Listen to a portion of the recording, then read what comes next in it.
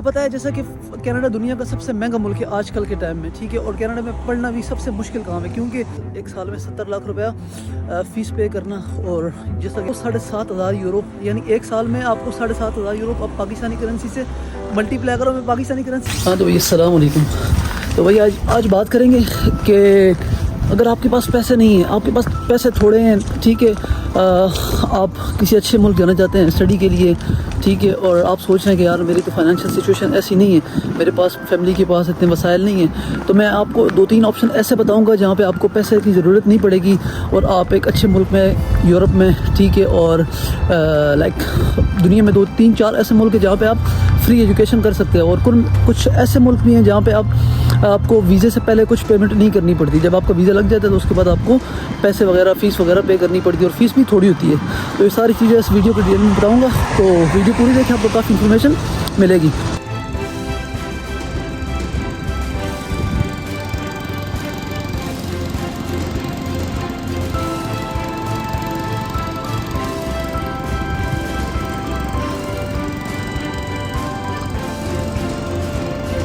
तो भाई वीडियो शुरू करने से पहले मैं सिर्फ आपको थोड़ा सा बैकग्राउंड बताता हूँ कि मैं कैसे कनाडा आया।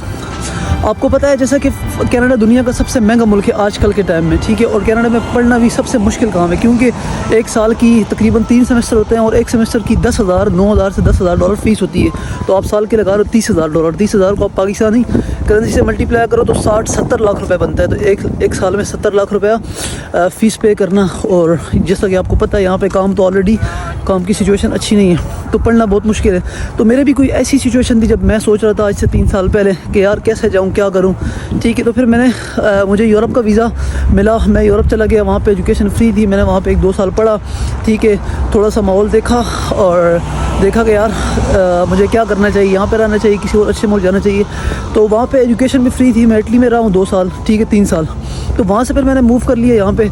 अब मैं यहाँ पे चलो थोड़ा सा ये है कि मुझे आइडिया भी है कि यहाँ पे कैसे फ़ीसें वगैरह पूरी करते हैं, ठीक है, और चीज़ें कैसे सेटल करते हैं। तो मैं तकरीबन सबको यही कहता हूँ कि अगर आपके पास बजट नहीं है और आप कनाडा की ख्वाहिश रखते हैं तो भाई कनाडा को थोड़ा सा आप सेकेंडरी उस पर लाएँ, प्रायोरिटी पे, ठीक है। आप फर्स्ट प्रायोरिटी आप किसी दूसरे मुल्क को टारगेट करें जहाँ आपके एजुकेशन फ्री है। फॉर एग्जांपल अब बात करते हैं सबसे पहले इटली एक ऐसा मुल्क है जहाँ पे आपको फुल्ली फंडेड स्कॉलरशिप मिलती है, आपको पूरी 3 साल की डिग्री है या आपका मास्टर्स 1 साल का है, आपको फ्री में पढ़ना है। वहाँ पे आपको किसी किस्म की कोई फ़ीस नहीं है। 156 डॉलर जो कि 1 साल की फ़ीस होती है वो आपको पे करनी है, वो भी आपको at the end of the year आपको वो वापस हो जाती है, ठीक। और उसके बाद आपको दूसरी चीज़ मैं बताता हूँ कि वहाँ पे आपको 7,500 यूरो, यानी एक साल में आपको 7,500 यूरो आप पाकिस्तानी करेंसी से मल्टीप्लाई करो। मैं पाकिस्तानी करेंसी की बात इसलिए कर रहा हूँ कि हम पाकिस्तानी है तो हम सबसे पहले काम मल्टीप्लाई करते हैं, ठीक है, करेंसी को।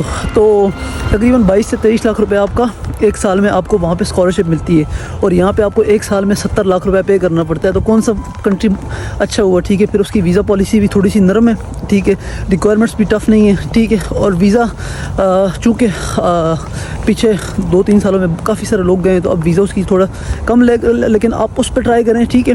जब आप वहाँ पे 1-2 साल 3 साल रहें तो वहाँ पे आप अपनी ट्रैवल हिस्ट्री बना के आप विजिट वीज़ा पे कनाडा आ सकते हैं, आप वर्क परमिट पे आ सकते हैं, आप स्टडी पे आ सकते हैं, ठीक है।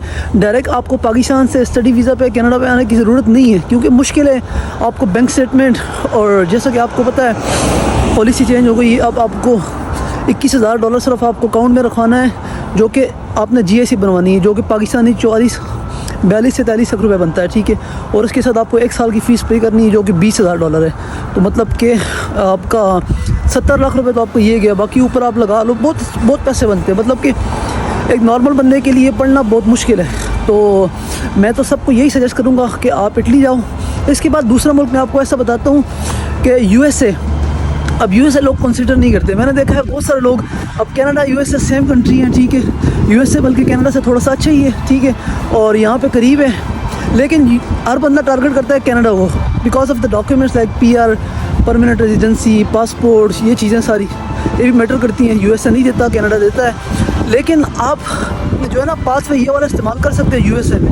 आप USA स्टडी वीज़ा अप्लाई करो, अगर आपकी इंग्लिश ज़बरदस्त है, आपको इंग्लिश में कोई मसला नहीं है, ठीक है, और आपके पास बजट कम है, तो आप USA visa study visa apply करो। आपको ट्यूशन फ़ीस, किसी किस्म की कोई ट्यूशन फ़ीस पहले पे करने की ज़रूरत नहीं है सिवाय एप्लीकेशन फ़ीस के, $200-300-400 जो भी है, ठीक है।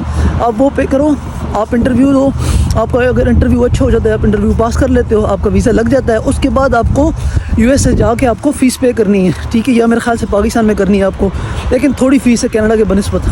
तो एक अच्छा ऑप्शन है आप लोगों के पास जिनके पास बजट कम है, ठीक है, और आपको तकरीबन मिनिमम 10,000 से $12,000 की आपको शो करवानी है बैंक स्टेटमेंट, ठीक है। और आप अगर जितनी ज़्यादा करवाओगे वो तो बेस्ट है, लेकिन मिनिमम $10,000 की है। और एज़ कम्पेयर टू कनाडा में आपको 70 लाख 80 लाख 1 करोड़ की बैंक स्टेटमेंट शो करवानी होती है। तो आप दोनों को कंपेयर कर लो। इसके अलावा और ऑप्शन आपके पास काफ़ी हैं, कोरिया है, ठीक है, साउथ कोरिया है, और चाइना है, ठीक है, वियतनाम है। लेकिन वहाँ पे थोड़ा प्रेफर मैं भी इसलिए नहीं करता, लोगों को भी नहीं बताता कि वहाँ पे लैंग्वेज बैरियर है, और एट द एंड आपने वहाँ से कनाडा ही आना है, यूएस ही आना है, यूरोप ही जाना है। तो फिर आप शुरू में यूरोप जाओ, और यूरोप में अगर आप सेटल हो सकते हो तो ठीक है, अदरवाइज़ आप कनाडा मूव हो जाओ, यूएसए मूव हो जाओ।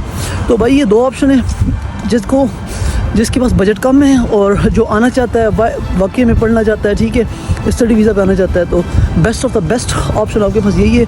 सबसे अच्छा सिनारियो आपको ये है कि आप इटली जाओ। अगर आप इटली नहीं जाना चाहते, यूरोप नहीं जाना चाहते, ठीक है, मैं तो हर बंदे को यही रिकमेंड करता हूँ कि यूरोप जाओ, वहाँ से आपको सीखने का भी बहुत मौका मिलेगा। कंट्री भी बहुत सारी हैं, आप यूरोप जा सकते हो, पूरे यूरोप घूमो, ठीक है, इंग्लैंड जाओ, वहाँ से फिर आ जाओ अगर आपको पसंद नहीं है, ठीक है। लेकिन डायरेक्ट कनाडा स्टडी वीज़ा पे अगर आपके पास बजट नहीं है और आप परेशान है कि यार इतने पैसे किधर से करूं, और आपने आना कनाडा ही है, तो आप 2 साल और काम करो, अपनी मास्टर्स है, बैचलर से आप कंप्लीट करो और यहाँ पे आ जाओ। तो उम्मीद है कि आप इस ऑप्शन पे गौर करेंगे अगर आप कनाडा स्टडी वीज़ा अप्लाई करना चाहते हैं। तो मिलते हैं नेक्स्ट वीडियो में। अगर वीडियो अच्छी लगी तो ज़रूर नीचे बटन है सब्सक्राइब का, उसको सब्सक्राइब करें, ठीक है। और तो मिलते हैं नेक्स्ट वीडियो में।